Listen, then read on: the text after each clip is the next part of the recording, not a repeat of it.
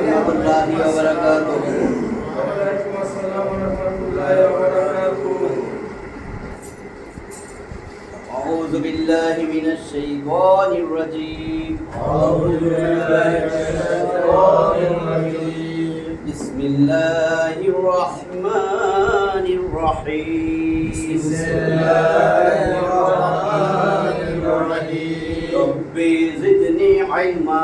ربي زدني علما. ربي زدني علما. ربي زدني علما. ربي زدني علما. ربي زدني علما. আমরা সালাত ও মুদাব্বাল কোর্স 20 নম্বর ক্লাসে এসে পড়ছি, একদম শেষে। নামাজ একদম সালাত শেষ, সালাম ফেরানোর আগে আমরা দোয়া মাসুরা পড়ি না? তাশাহুদ, দরুদ, দোয়া মাসুরা, আমাদের তাশাহুদ দরুদ সব হয়ে গেছে। আজকে আমরা দোয়া মাসুরা পড়ব। দোয়া মাসুরা আগে বুঝতে হবে। দোয়া মাসুরা আমরা মনে করি ওই দোয়াটাই দোয়া মাসুরা। রব্বানা আতিনা ফিদ দুনিয়া হাসানাতাও ওয়া ফিল আখিরাতি হাসানাতাও ওয়া কিনা আযাবান নার। এটা সবাই পারেন না? এটা কিন্তু কোরআনের একটা আয়াত, সূরা বাকারা সম্ভবত 2 নম্বর। এটাও দোয়া মাসুরা। দোয়া মাসুরা অর্থ ওই দোয়া যেটা দিয়ে আল্লাহরে আহ্বান করবেন, আল্লাহর কাছে সাহায্য চাইবেন, আল্লাহর কাছে কিছু চাওয়া, ক্ষমা চাওয়া, যেটাই চাওয়া হোক, সেটা যদি কোরআনে থাকে অথবা হাদিসে থাকে,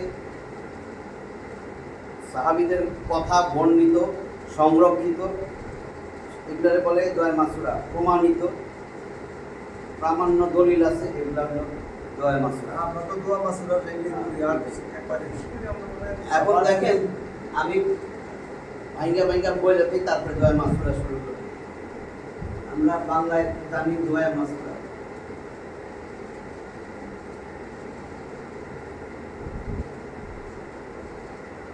দেখেন এটা আরবিতে যদি লিখি, দাদার পূজা পাই গেল কিছু করবো না আমার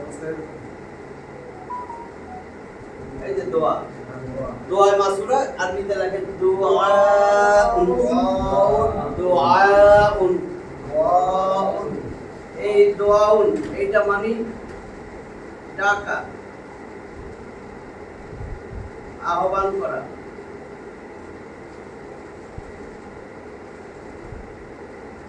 প্রার্থনা করা,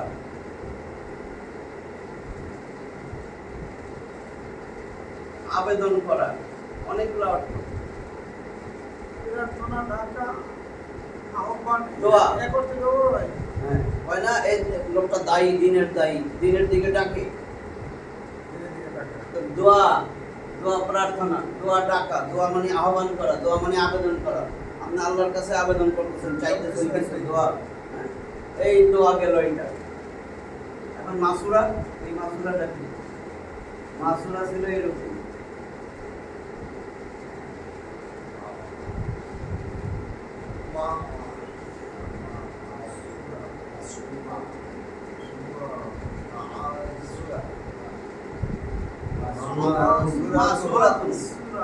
মাসুরা আমরা এইটুকু বলি, মাসুরা।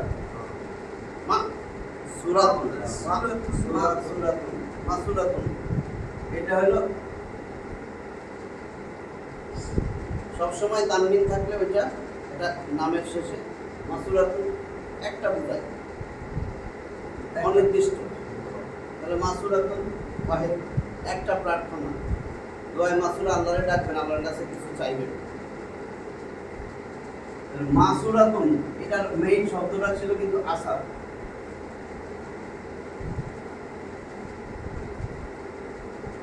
আসারা, আসারা থেকে আইছে আসারা থেকে আইছে। আসারা থেকে মাসুরা দেখবেন অনেক সময় বলে, রসুলের হাদিস বললে না, বলে বলা রাসূলুল্লাহ সাল্লাল্লাহু আলাইহি ওয়াসাল্লাম, আল্লাহ রাসূল বলছেন। আরেকটা বলে আলী রাদিয়াল্লাহু তাআলা আনহুর আসার, আসার বলে, এটা আসার শেষে সাকিন দিয়া থামতে হয় না, আসার। আসার মানে আলী রাদিয়াল্লাহু তাআলা আনহু বর্ণনা করতেছেন, যেটা দলিল আছে। আসার তার মানে রসুলের কাছ থেকে তারা শুনছেন, তারা জানছেন। আলী রাদিয়াল্লাহু তাআলা একটা উক্তি, যেটা ইসলামের প্রসিদ্ধ, দলিল প্রমাণ সহ, দলিল ছাড়া কোনো কথা নেই। সাহাবীদের কথা, সাহাবীরা রসুলের থেকে যা শুনছে, সাহাবীদের কথা যদি হয়, ধরেন আমি কোনো আলেমের কাছ থেকে কিছু শুনলাম, ওইটারে নিজের ভাষায় বলতেছি, যে এটারে বলে আসার, বর্ণনা, কিন্তু কোরআন সুন্নাহর আলোকে দিতে হবে।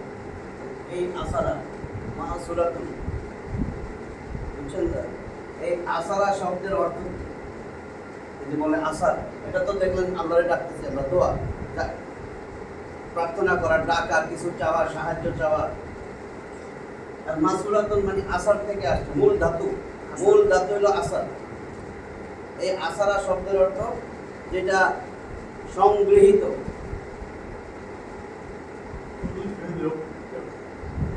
সে সংগৃহীত করেছিল অথবা সংরক্ষিত,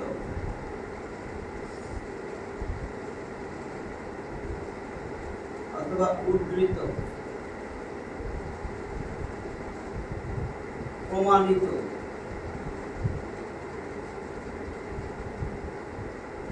নির্ভরযোগ্য, যার দলিল আছে, নির্ভরযোগ্য।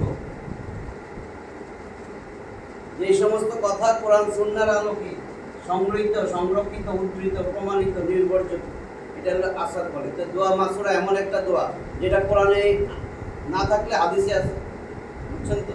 কোরআন বা হাদিসে থাকতেই হবে।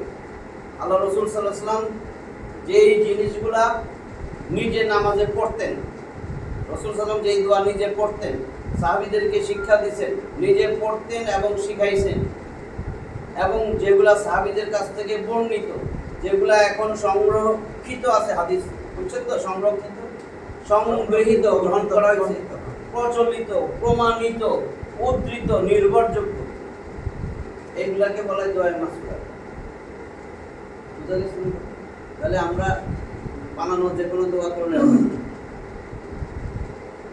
সালাতের মধ্যে আমরা রসুল সাল্লাল্লাহু আলাইহি ওয়াসাল্লাম যা শিখেছেন সেই দোয়া, কোরআনের আয়াত, সারা সালাতে কিন্তু কোরআনের আয়াত পড়তেছি, বৈশা যা করতেছি এগুলো সব দলিল প্রমাণ সহ।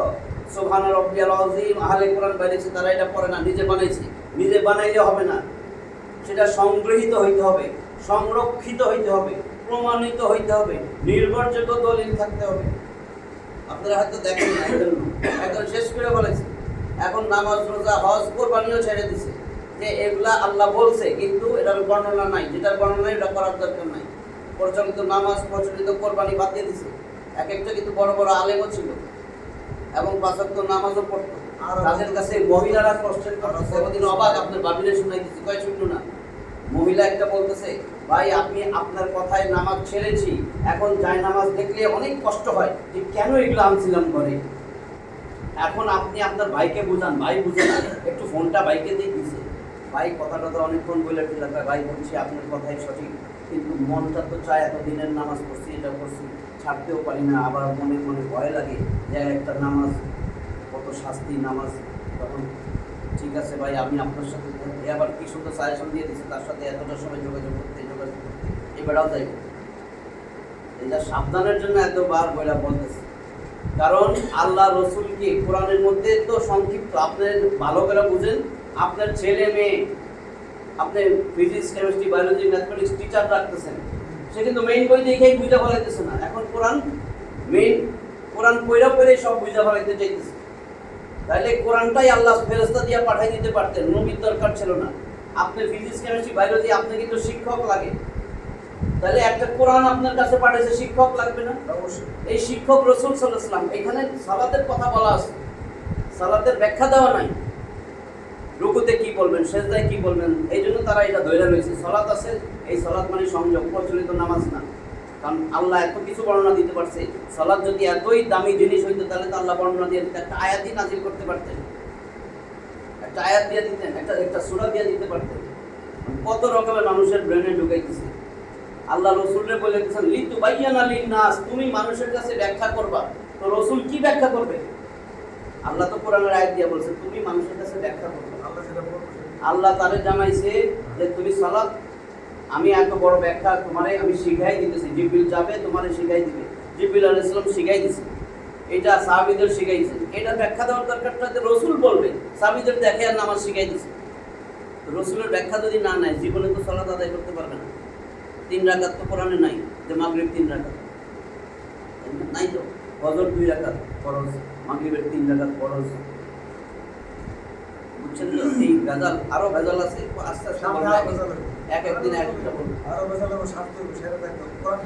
আর যারা নামাজে শৈথিল্য ছিল, নামাজ পড়তে চায়, পরে 3 রাকাত 2 এটা রাকাত, তো খুব ভালো। এরা খুশিতে এরা আরে খুশিতে ভালোই তো হইছে, হ্যাঁ, ভালোই তো হইছে, এখন আর নামাজ পড়বে না, ওই দলে যাবে আর কথা বলবে।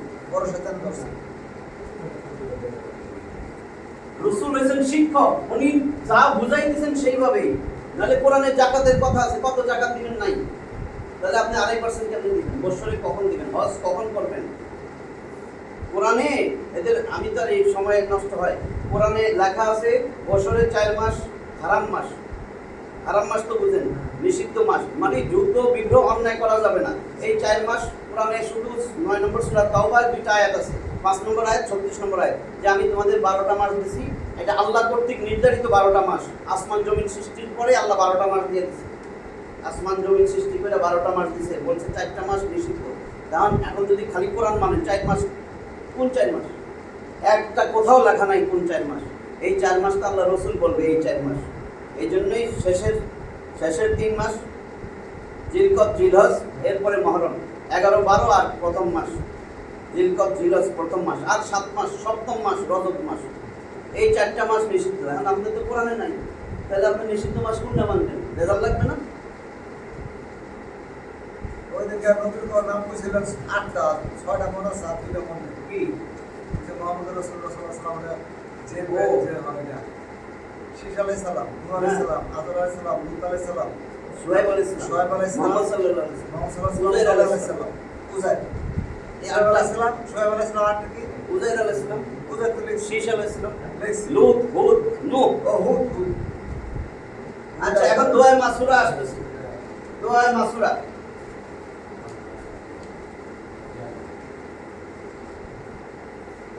দোয়া মাসুরা শুরু করুন। আমি তো আরবি পড়তে পারি না, আমি জানি।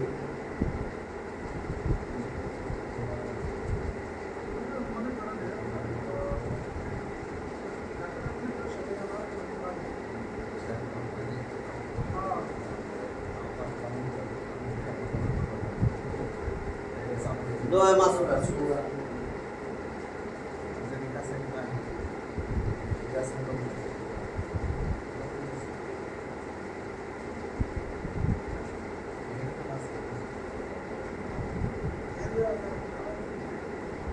আল্লাহুম্মা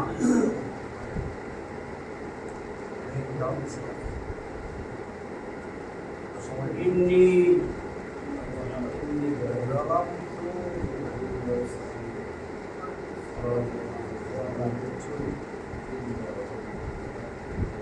যালামতু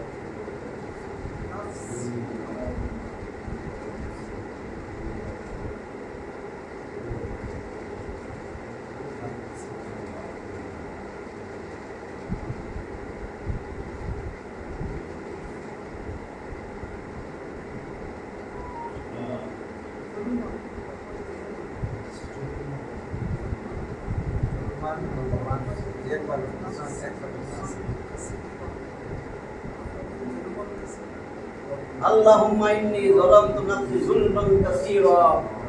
তারপর এটুক শেষ করি। যুলমান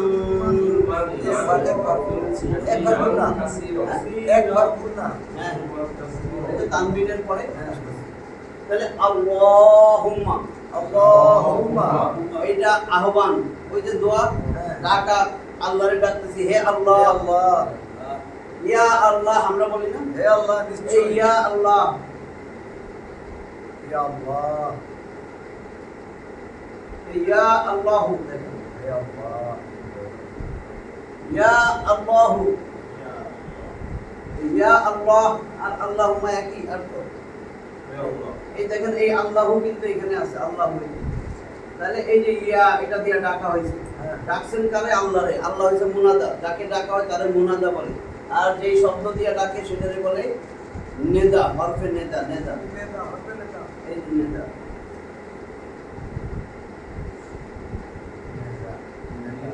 নেদা, আর এটা মুনাদা। এখন দেখেন ইয়া আল্লাহ, এই যে আল্লাহ কিন্তু এইভাবে লেখা যায়। তাহলে এইটুক আমার আল্লাহু, এই যে এইটুক আল্লাহু, দেখছেন এইটুক আল্লাহু। তাহলে ইয়া আর এই যে মিমে তাসদীদ একই কথা। এটা দিয়া ডাকছি, ইয়া দিয়া ডাকছি, এটা দিয়া ডাকছি। আল্লাহ হচ্ছে মুনাদা আর এটা হলো হরফে নেদা। মিম একটা হরফ না, হরফের নেতা বলে। এটা যার অর্থ হয়েছে হে আল্লাহ।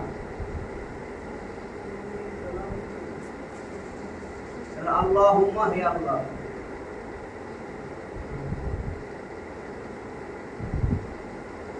ইন্নী, এখানে দুইটা শব্দ আছে, ইন্না। ইন্না মানে নিশ্চয়ই, ইন্না মানে নিশ্চয়ই।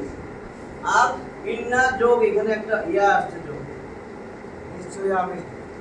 ইয়া মানে আমি, ইয়া আমি আমাকে, ইয়া মানে আমি আমাকে, ইয়া আমি আমার। আর যদি দেখেন এই ইয়াটা কোনো জায়গায় নি হয়ে গেছে, নি মানে আমাকে,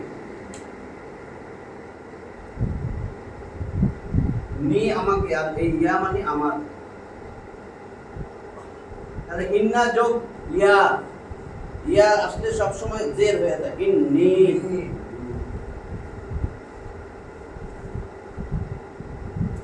তাহলে ইন্না যোগ ইয়া, এটা হয়েছে ইন্নি, এই জন্য এইভাবে লিখছে। এই যে ইন্নি, জেরের পরে যজমালা ইয়া এক আলিফ টান, তাহলে ইন্নি, ইন্নি নিশ্চয়ই আমি।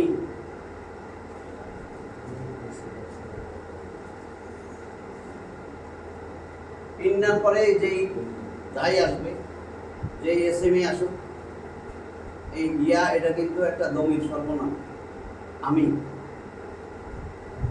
সেটাই হলো আপনার সাবজেক্ট, কর্তা। নিশ্চয়ই আমি, আমি ডাকতেছি না আল্লাহ, তাহলে হে আল্লাহ নিশ্চয়ই আমি, ইন্নি মানে নিশ্চয়ই আমি।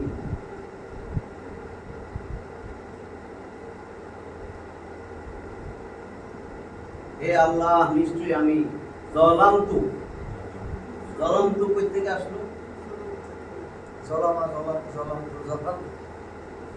আমান্তু, আমান্তু আমি ঈমান আনছি, আমার না আমরা ঈমান আনছি। জলামতু আমি জুলুম করছি, তু যদি হইতো জলামতা তুমি জুলুম করছো, তা শেষে যদি তা থাকে তুমি, তু থাকলে আমি, না থাকলে যদি হইতো জলাম না,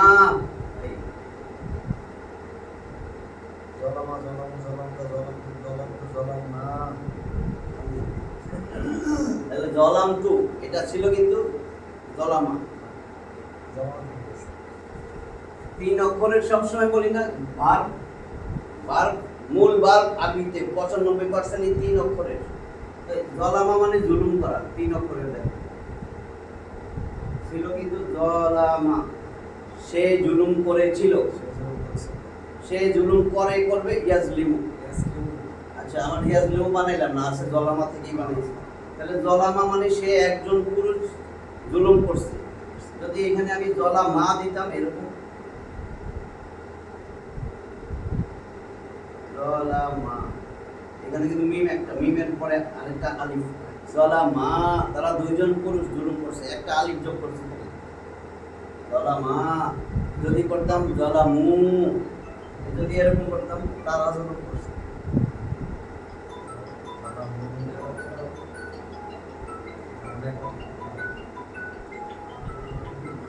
ওয়াও আলিফ থাকলে বহুবচন, শুধু ওয়াও দিলে এটা ওয়াও মানে এবং এর ওয়াও, আর পাশে যদি আলিফ থাকে এটা বহুবচন বোঝায়। তাহলে জলামু তারা, এটা পড়তে খুব মজা লাগে। তারা সবাই অনেক পুরুষ, এখানে তারা সে একজন পুরুষ, তারা দুইজন পুরুষ জুলুম করছে, তারা সকল পুরুষ জুলুম করছে। এটা এত খেয়াল না থাকলে আপনি বুঝবেন না। জলামা, জলামা, জলামু, নারীবাচক জলামা, জলামাতা, জলাম না। এখন তুমি জুলুম করছো, জলামতু, জলাম তোমা, জলাম তুম, তোমরা দুইজন জুলুম করছো, জলাম তুমা, তোমরা সবাই জুলুম করছো, জলাম তুম, তোমা জলাম তু। আর আমি জুলুম করছি, জলাম তু, আমরা জুলুম করছি, জলাম না, আছে জলাম তু। ঠিক আছে, তার মানে আমি জুলুম করেছি। হে আল্লাহ নিশ্চয়ই আমি জুলুম করছি। কই নাফসে, হে আল্লাহ নিশ্চয়ই আমি জুলুম করছি, জুলুম।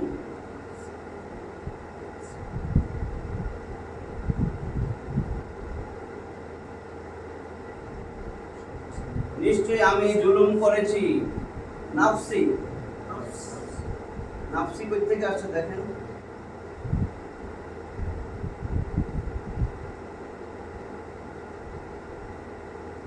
নাফসুন, নাফসুন, নফস তো জানেন আত্মা, নফস মানে আত্মা।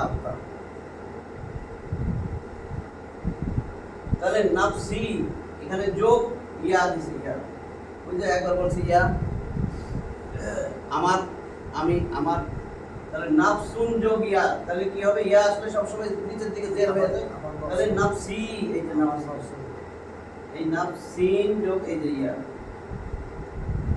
হয়ে গেছে নাফসি, আমার নফসের উপর। হে আল্লাহ, নিশ্চয়ই আমি জুলুম করেছি আমার নফসের উপর, আমার আত্মার উপর আমি জুলুম করছি।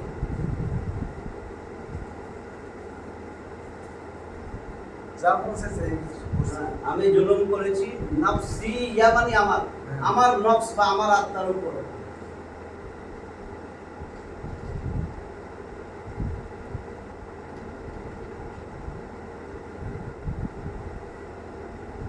হে আল্লাহ, নিশ্চয়ই আমি জুলুম করেছি আমার আত্মার উপর।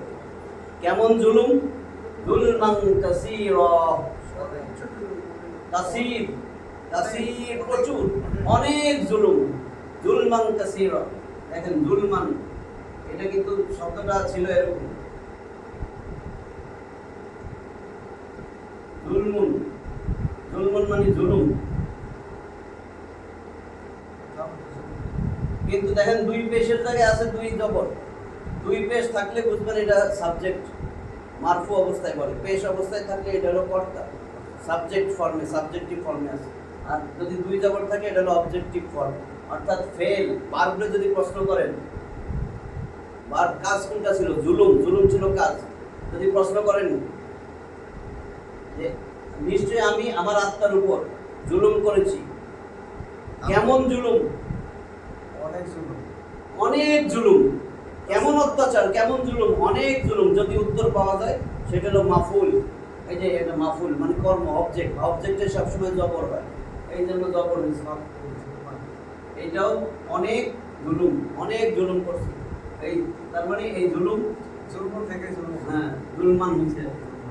আর সবসময় জানেন তো শব্দের শেষে যদি দুই জবর হয়, যে কোনো হরফ, শুধু গোলতা ছাড়া, একবার বলছি এই জুলমান না জুলমান, তাহলে একটা খালি আলিফ আসবে। র এর পরে দুই জবর হয়েছে, একটা খালি আলিফ। শুধুমাত্র গোলতা, গোলতা থাকে সবসময় শব্দের শেষে। এখানে যদি একটা আলিফ দিয়ে দেন শেষে হইল না, যদি গোলতার পরে শব্দের যদি আরেকটা আলিফ দিয়ে দেন তাহলে গোলতাটা খোলা হয়ে যাবে, ভাঙা আর থাকবে না।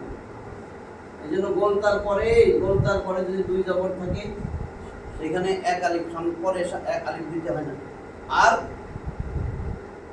যদি এই সামনে একটা আলিফ, এখানে হামজা থাকে, ধরেন এরকম আসলো, এখন আর আলিফ দিবেন না, একটা তো আছে সামনে।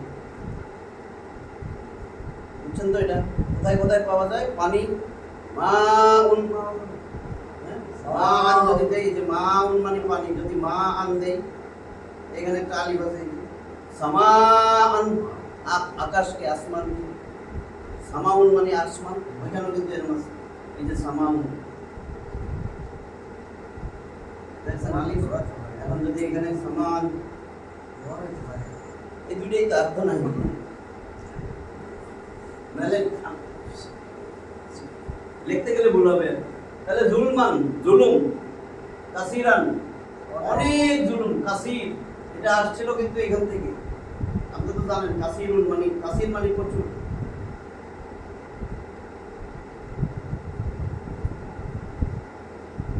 কাসিরুন মানে অনেক, প্রচুর।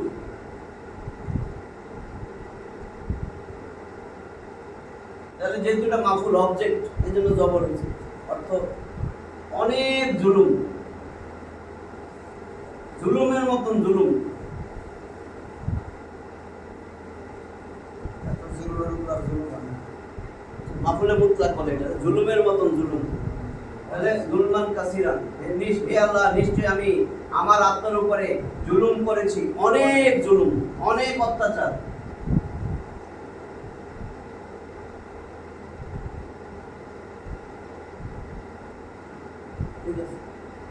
তাহলে আল্লাহুম্মা, হে আল্লাহ, ইন্নী, নিশ্চয়ই আমি যালামতু, জুলুম করেছি, নাফসি, আমার নফসের উপরে, জুলমান কাসীরা, অনেক জুলুম, অনেক জুলুম করছি আল্লাহ আমার নফসের উপরে, আমার আত্মার উপরে।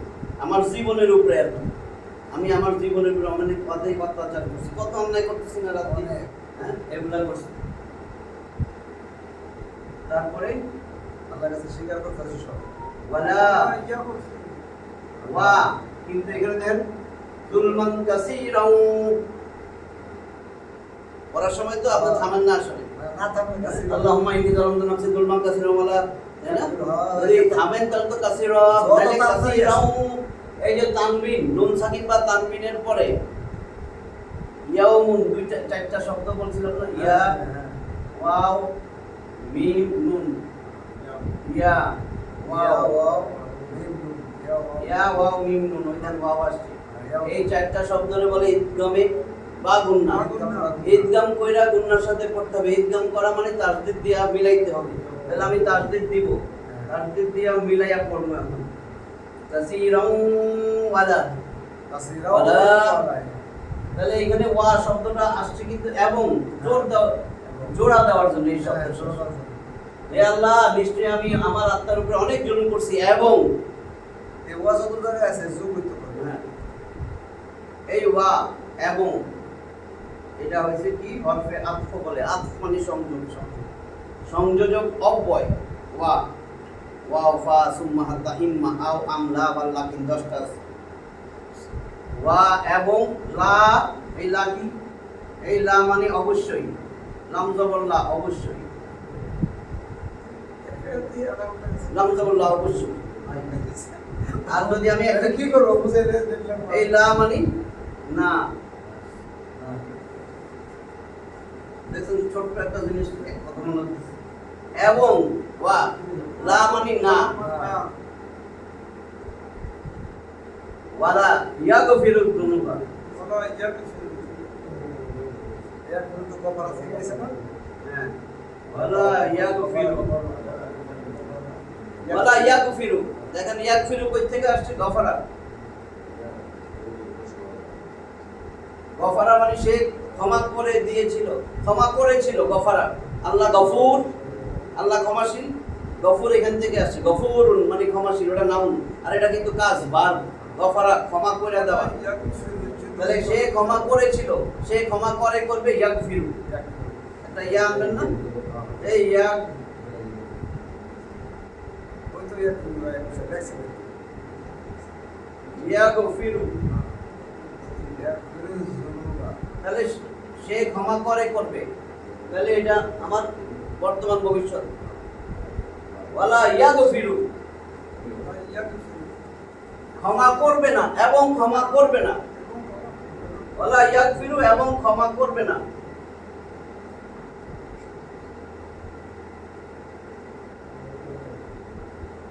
ক্ষমা করে না, ক্ষমা করবে না, কে দেখেন? ওয়ালা ইয়াগফিরু যুনুবা, কি কি ক্ষমা করবে না? যুনুব।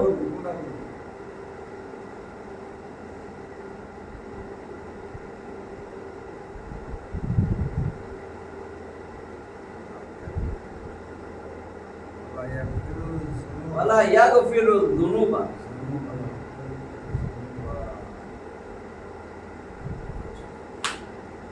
তাহলে যুনুবা, যুনুবা কই থেকে আসলো? জুন, জুন গুণ এক বচন, জুন গুণ মানে একটা গুণা, আর বহু বচন যুনুব।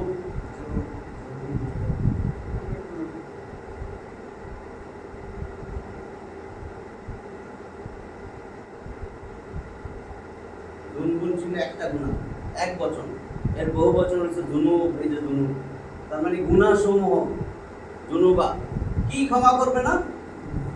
গুণাসমূহ ক্ষমা করবে না। তাহলে কি দ্বারা প্রশ্ন করলে উত্তর আসলে সেটা হলো মাফুল, কর্ম এর জন্য জবর হয়েছে।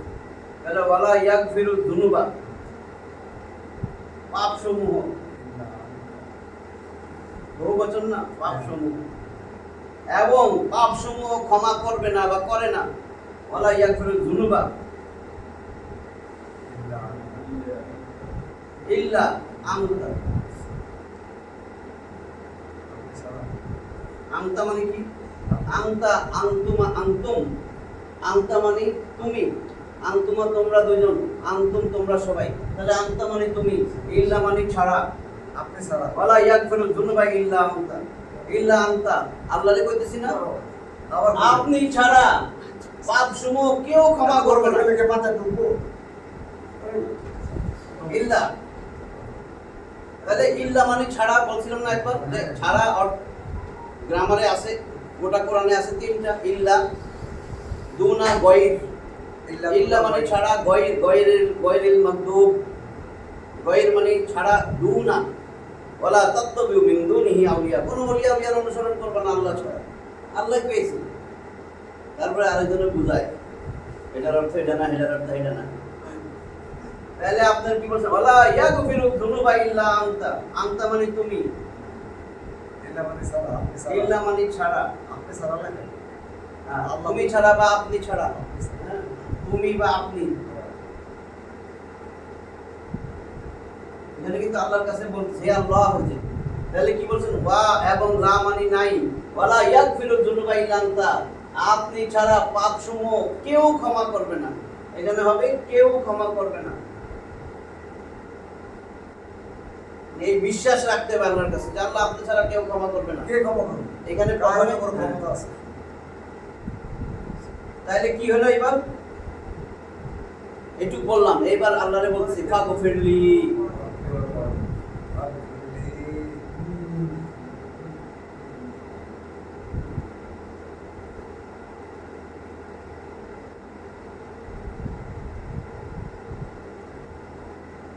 ফাগফির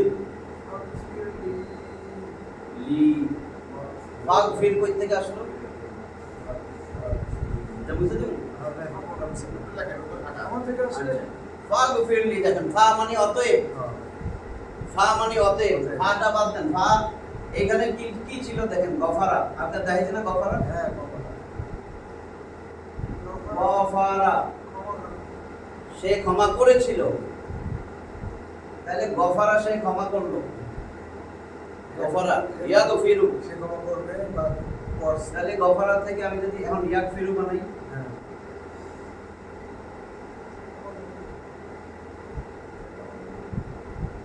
বুঝা যায় হাতের লেখা, হ্যাঁ ইয়াগফিরু, গফারা ইয়াগফিরু, তারপরে সে ক্ষমা করে করবে, তাগফিরু তুমি ক্ষমা করো, আমি তো আল্লাহরে কইতেছি, আমার তো আদেশ অনুরোধ তুমিতে যাইতে হবে, একবার বলছি না সেকেন্ড পারসন, তাহলে ইয়াগফিরুটারে আমি তাগফিরু বানাই, তুমি ক্ষমা করো করো, তাগফিরু। এখন এখান থেকে আমি অনুরোধ আল্লাহর কাছে করতেছি না, ইম্পারেটিভ সেন্টেন্স, আমরের সিগা, ফেলে আমর, তাহলে এখন তাগফিরু, এই তা আলামতটা চলে গেল, মুদারের আলামত, এখন পড়া যায় না, তো না পড়া গেলে হামজায়ে আসল আলিফ, হামজায়ে আসল বলে এইটা আনছি, এই জের দিব না জবর দিব, এটার পরের শব্দে যদি জের থাকে বা জবর থাকে এটা জের হবে, তাহলে ইগফিরু হয়েছে।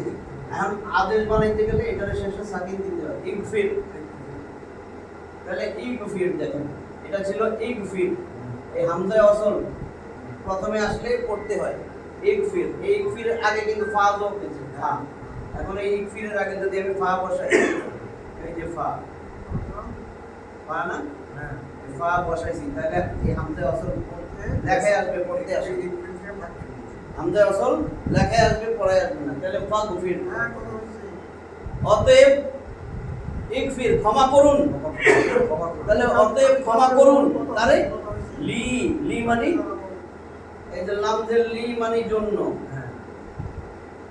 আর হিয়া মানে আমার, আমার জন্য তাহলে লি যোগ ইয়া, লি, লি মানে আমার জন্য, অতএব ক্ষমা করুন আমার জন্য, মানে ক্ষমা করুন আমাকে, বুঝছেন তো, তাহলে ফাগফিরলি, অতএব আমাকে ক্ষমা করুন,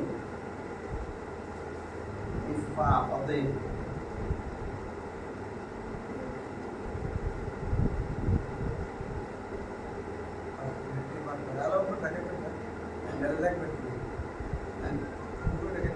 তাহলে ফাগফিরলি, অতএব আমারে ক্ষমা করুন, ফাগফিরলি,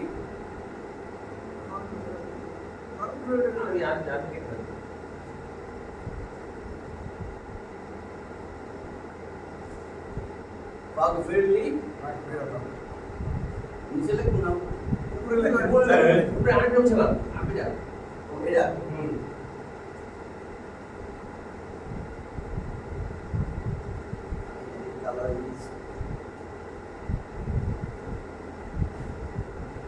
তাহলে ফাগফিরলি অতএব আমাকে ক্ষমা করেন। কি ক্ষমা করবেন?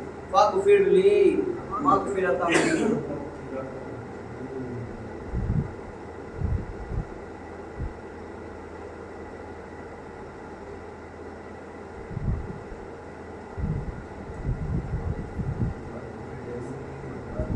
ফাগফিরলি, ওই দেখেন এটার পরে আর আলিফ আসতেছে। ফাগফিরলি মাগফিরাতান মিন ইনদিকা।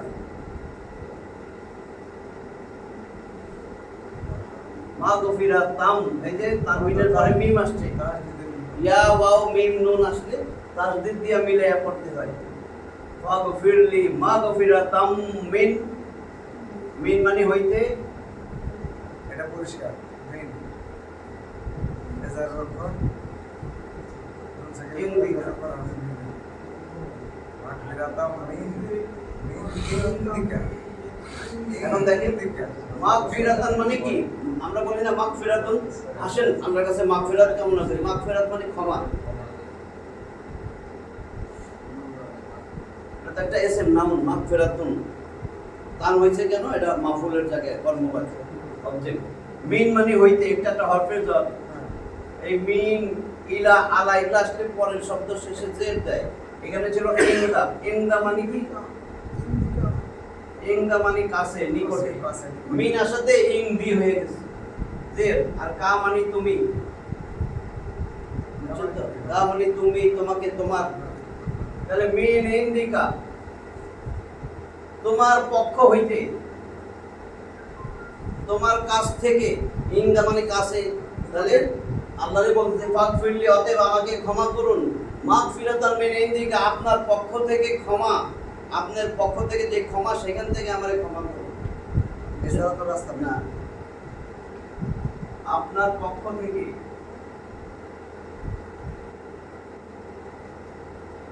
আপনার পক্ষ হইতে বা আপনার পক্ষ থেকে, হইতে থেকে এটার অর্থ মিন। আপনার পক্ষ থেকে ক্ষমা, ক্ষমার ভান্ডার থেকে আমাকে ক্ষমা করুন। আপনার পক্ষ থেকে ক্ষমার ভান্ডার হইতে আমাকে ক্ষমা করুন। বুঝছেন তো? তাহলে কি হলো? ফাগফিরলি অতএব আমাকে ক্ষমা করুন, মাগফিরাতাম মিন ইনদিকা, আপনার পক্ষ হইতে, আপনার ক্ষমার ভান্ডার হইতে আমাকে ক্ষমা করুন। এরপরে এই যে ওয়া এবং, এখন দেখেন ওয়ারহামনি,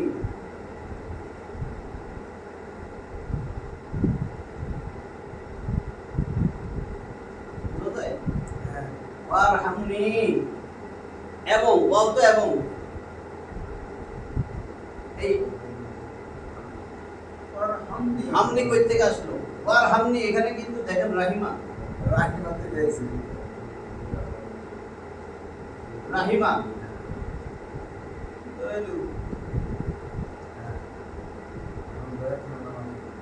রহিমা ইয়ারহামু। রাহিমা মানে সে দয়া করেছিল বা রহম করেছিল। রাহিমা থেকে আসতেছে আপনার ইয়ারহামু, ইয়ারহামু, ইয়ারহামু।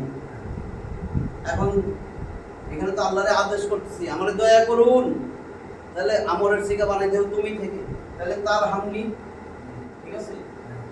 এখন এই আলামত বাদ দেন, পড়া যাইতেছে না তো, তাহলে হামজা আসল নিয়ে আসেন। এইখানে জবর আছে, তাহলে জবর বা জের থাকলে জের হবে, পেশ থাকলে পেশ হবে। তাহলে ইরহাম, এই যে ইরহাম, এখন এর আগে ওয়াও যদি আসে তাহলে এটার লেখায় আসবে, পরে আসবে না। ওয়ারহাম, ওয়ারহাম যোগ নি মানে আমাকে, ইয়া মানে বলছেন না আমার, নি মানে আমাকে। তাহলে ওয়ারহামনি, এবং আমাকে রহম করুন, দয়া করুন। রহম মানে দয়া। তাহলে ওয়ারহামনি, এবং আমাকে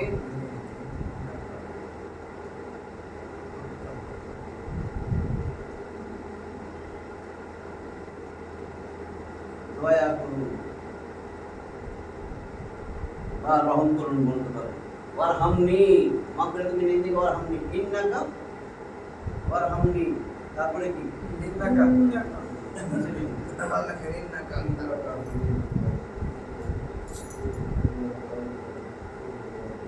ইন্নাকা, ইন্না মানে নিশ্চয়ই, দেখাইছে একবার কা মানে তুমি, নিশ্চয়ই আপনি। নিশ্চয়ই। ইন্না মানে নিশ্চয়ই, কা মানে আপনি। আল্লাহ যেহেতু এই জন্য আপনি বললাম, তাহলে নিশ্চয়ই আপনি।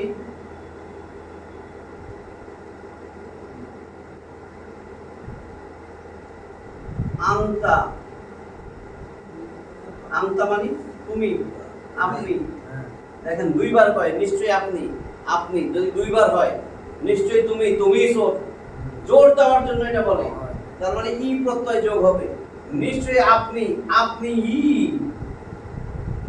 জোর দেওয়ার জন্য আপনি আপনি ই, নিশ্চয়ই আপনি, আপনি গফুরুর রহিম।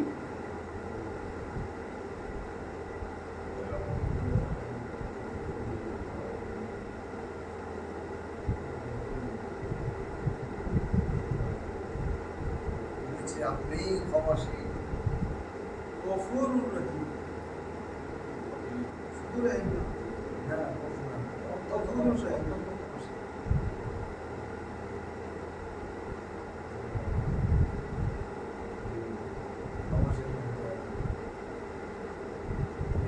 নিশ্চয়ই আপনি, আপনি গফুরুর রহিম। আনতাল গফুরুর রহিম। আল গফুর নির্দিষ্ট, যত রকমের, একেবারে যত রকমের আলহামদু সব প্রশংসা, যত রকমের গফুর মানে ক্ষমা আছে। ক্ষমা আছে যত রকমের। আল গফুর, নিশ্চয়ই আপনি পরম ক্ষমাশীল।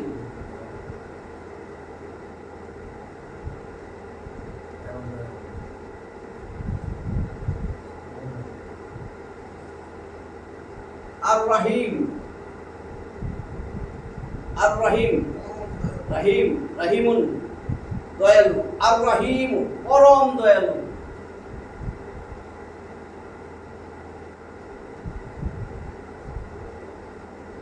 নিশ্চয়ই আপনি, আপনি পরম ক্ষমাশীল, পরম দয়ালু। দেখেন কি কইতেছি আল্লাহর কাছে, আল্লাহুম্মা হে আল্লাহ, ইন্নী নিশ্চয়ই আমি যালামতু নাফসি, আমার নফসের উপর, আত্মার উপর, আমার জীবনের উপরে আমি অনেক জুলুম জুলুম, করেছি, অনেক জুলুম করেছি। জুলমান কাসীরান, প্রচুর জুলুম। তারপরে ওয়ালা ইয়াগফিরুদ দুনুবা, ওয়া এবং লা ইয়াগফিরুদ দুনুবা ইল্লা আনতা, আপনি ছাড়া এই অত্যাচার, এত যে জুলুম করছি, এটা ক্ষমা করার কেউ নাই। কেউ নেই। ফাগফিরলি, অতএব আমাকে ক্ষমা করুন। মাগফিরাতাম মিন ইনদিকা, আপনার পক্ষ থেকে আমাকে আপনার ক্ষমার ভান্ডার থেকে ক্ষমা করুন। ওয়ারহামনি, এবং আমাকে দয়া করুন, রহম করুন। ইন্নাকা আনতাল গফুরুর রহিম, নিশ্চয়ই আপনি, আপনি পরম ক্ষমাশীল, পরম দয়ালু। এইটা আমরা সালাতে পড়তেছি, এটা রাসূল রাসূল সাল্লাল্লাহু আলাইহি ওয়াসাল্লাম পড়ছেন, সাহাবীদের শিখাইছেন। এই জন্য এটাকে বলে দোয়া মাসুরা। এইটাই দোয়া মাসুরা না, বুঝছেন? এখন রাসূল যা শিখিয়ে গেছেন দোয়া, হাদিসে বর্ণিত, সংরক্ষিত, সংকলিত, প্রমাণিত, হ্যাঁ প্রামাণ্য দলিল আছে, সাহাবীরা করছেন, এগুলারে বলে দোয়া মাসুরা। এটা তো মুনাজাত। এটা তো মুনাজাত। আজ মাফতেছি। এই তো দোয়া, দোয়া করতেছি, এই জন্যই তো বলছে সালাত প্রার্থনা। সালাতই আমাদের সব। এই যে এই মনোযোগ দিয়ে এই যে দোয়াটা পড়লাম এবং অন্তর দিয়ে হ্যাঁ। নামাজের সময় এটা অন্তর দিয়ে করতে তাহলে মাফ করে দিন। যত অন্যায় করে আসছেন না সারাদিন, আল্লাহর কাছে মাপ চাইতেছি। এবং এটাতে কতগুলা, তিনটা বিষয় আছে। আল্লাহর উপরে কত নির্ভর, কত শিওর, কত বিশ্বাস যে আল্লাহ তুমি ছাড়া কেউ ক্ষমা করার নাই। তার মানে কত বিশ্বাস আমার। এত মন দিয়ে কেউ করবো, কেউ ওই যে কি কয় কন্টেনার রাখতে গেছে, কেউ চায় না মাল রাখতে গেছে, তাড়াতাড়ি কফুর কুইয়া দিত। তাহলে আমরা এরপরে আছে শুধু দোয়া কুনুত আর জানাজার দোয়া যদি পড়তে চান, হ্যাঁ, হ্যাঁ। তাহলে এই দুইটা দিয়া আখিরু দাওয়ানা আলহামদুলিল্লাহ।